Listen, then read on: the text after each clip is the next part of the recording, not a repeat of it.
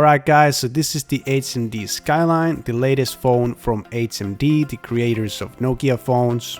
We got all metal build here with the big 6.55-inch OLED display with the resolution of 1080 by 2400 pixels and 402 pixels per inch, so plenty sharp display here, protected by Gorilla Glass 3 actually. Battery is rated at 4600 milliamp hours, and I'm gonna talk about that a bit more later. The phone supports nano SIM cards and eSIM cards, and you can also put a micro SD card to the second SIM slot on this phone. It is a IP54 dust and splash resistance and is packing Snapdragon 7S Generation 2 chip inside, which is a lower mid-tier chip by today's standards. You get 4 cameras with Skyline, 108 megapixel wide main camera, 15 megapixel telephoto camera, 13 megapixel ultrawide camera, and a 50 megapixel selfie camera with autofocus, so no useless cameras here like some mid-tier phones like to have, for example those terrible 2 megapixel macro cameras. Fingerprint sensor on the side, also used as a power button. Phone supports 33 watts wired charging, 15 watts wireless charging, and 5 watts reverse wireless charging. As of now, the Skyline comes in 2 colors, the neon pink and twisted black we have here. Okay, that's enough about specs for now. Let's talk about the OS. That is actually very much like Google Pixel phone experience. Pretty much just clean Android with very few added touches by HMD, like options for the customizable button on the left side of the phone and HMD's own custom camera app. Otherwise, Skyline feels almost exactly the same as my Pixel phones in terms of user experience, so if you are a fan of a clean Android, you will really like the experience here. However, there is one major difference between Google and HMD, which is support of these phones, because HMD promises only 2 major Android updates, so Android 15 and Android 16, and 3 years of security updates. Now, that is somewhat disappointing compared to the competition out there. Now, let's talk about the performance in gaming.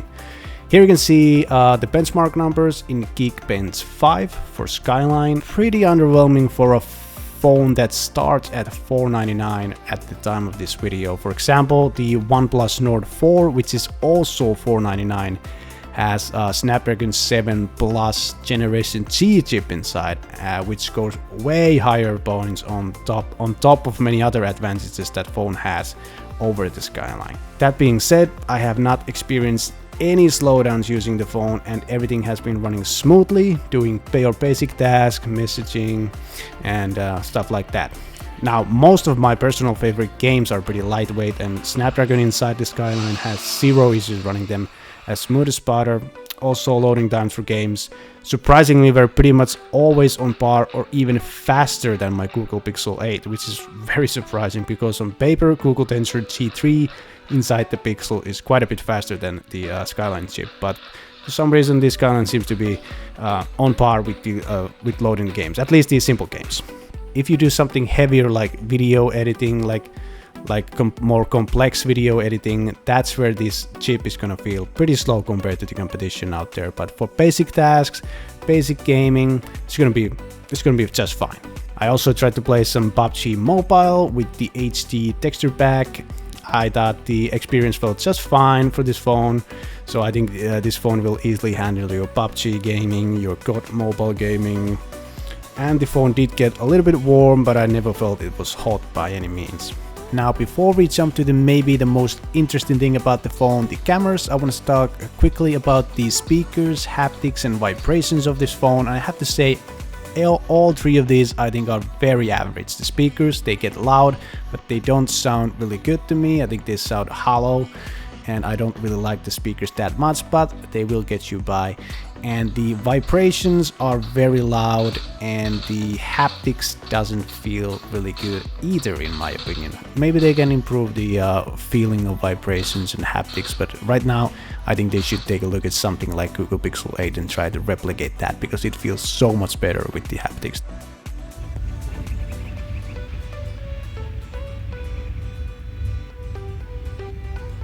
Now let's take a listen to those speakers, and then we move on to the camera.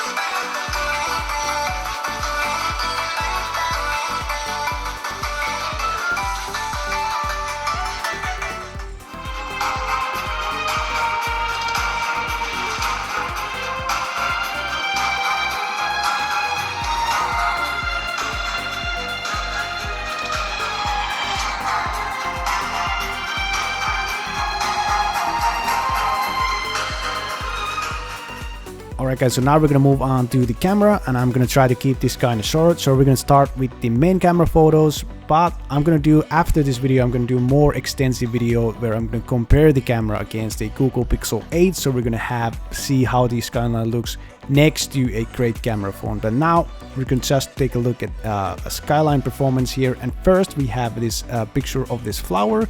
There's a lot of light coming from the outside, and the photo looks good. It has nice details. It has maybe even a bit too much contrast, but still I like the photo. So let's move on to the next one.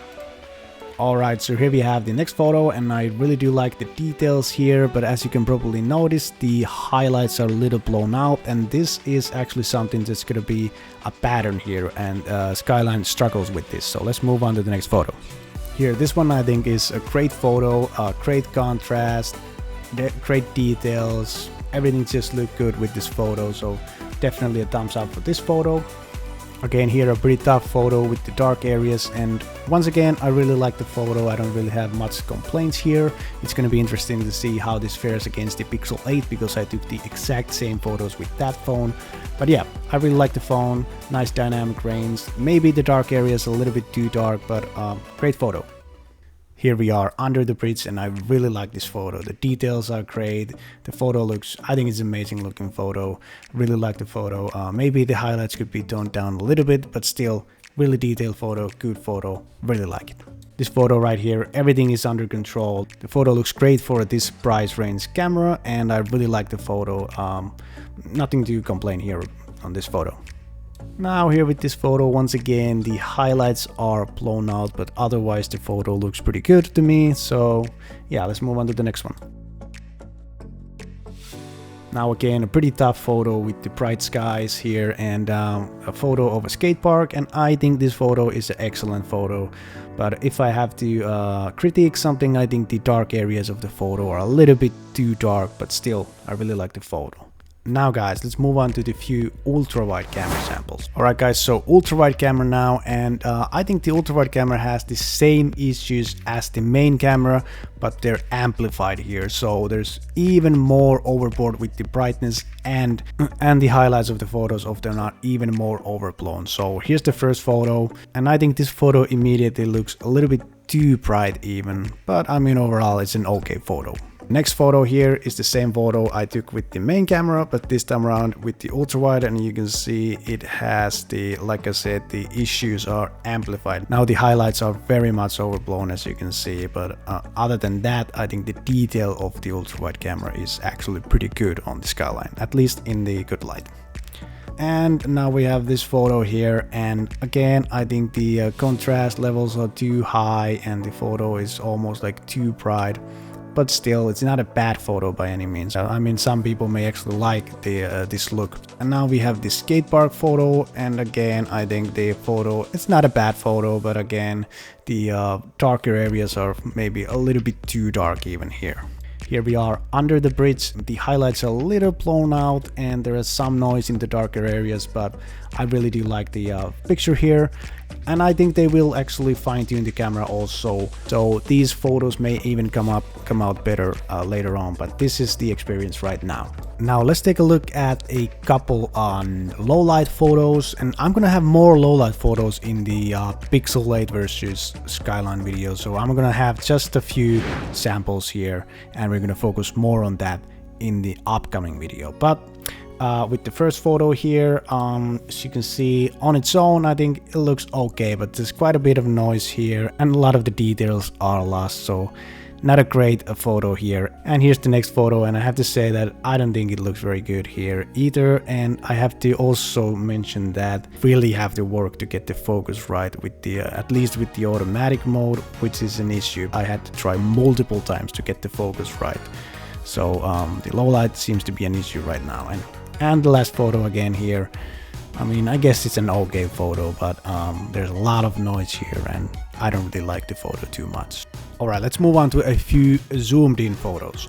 Alright guys, so I'm not sure if there's some issue with the zoom cameras or if the zoom cameras actually are that bad. I mean, 2x photos like you see here, this flower, they're alright, but there is a lot of noise here. But when it comes to 4x zoom photos, which you're gonna see on the screen right now, I mean, on their own they may look okay, but this is one feature that Skyline advertises, the 4x zoom. And take a look at when I put Google Pixel 8 next to this, that's when these photos start to look really bad. And Google Pixel 8 does not advertise to have 4x zoom or anything like that. Only option it has is 2x. I just forced the 4x zoom, and as you can see, it doesn't look too good for the Skyline here.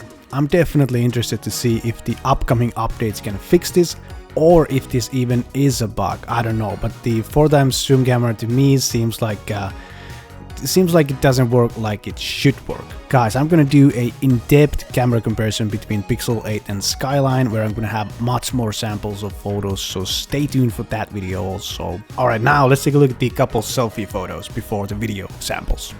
Now the selfie camera on Skyline can be really good. It actually captures a lot of detail, but inside it's gonna have a lot of noise often. And outside, if there's a really bright day like I had in my picture, it can actually struggle with the HDR. But overall, I think it is a really good selfie camera most of the time.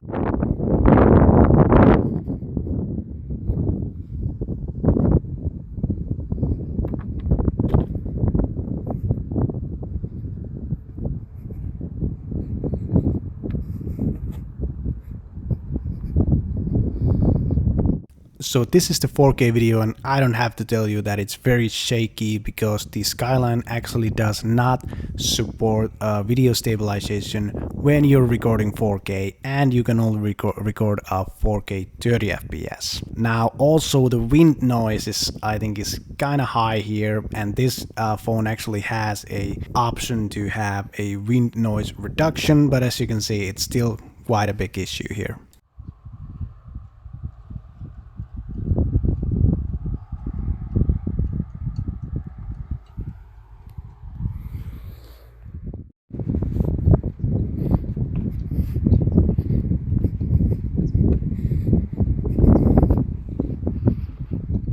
Alright, here the wind noise issue is the same as in the 4K, and I feel like in 1080p you can use stabilization, and I feel like for some reason it's losing focus constantly and then getting back, losing focus, getting it back. So the video performance of this phone so far I'm not really impressed with, but the detail is pretty good in 4K, but it doesn't have that stabilization. Now the last sample here is using the best available stabilization, and that goes to the ultrawide camera, but the video is completely useless because it has tons of choppiness, and I heard that HMD has actually said that the update in August should fix this. So let's see when that update drops, if the video improves, if the photos improve.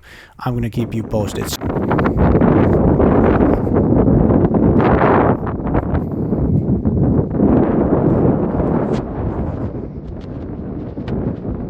Do I think the Skyline is worth it at $499? Well, but that is a tough question, because the competition out there for $499, there are many options out there, and some give you better chips, better performance. I think the best parts about the Skyline is the materials used. The phone feels really premium in my opinion. I think the cameras are pretty good for the price, especially if they can improve them with the software updates, but the video performance is definitely lacking in my opinion. But the camera has a potential here, and it's already pretty good. Also, one great thing about this phone obviously is they made the repairing. They made it so easy that they have partnered with the iFixit, so you can just order screens from them.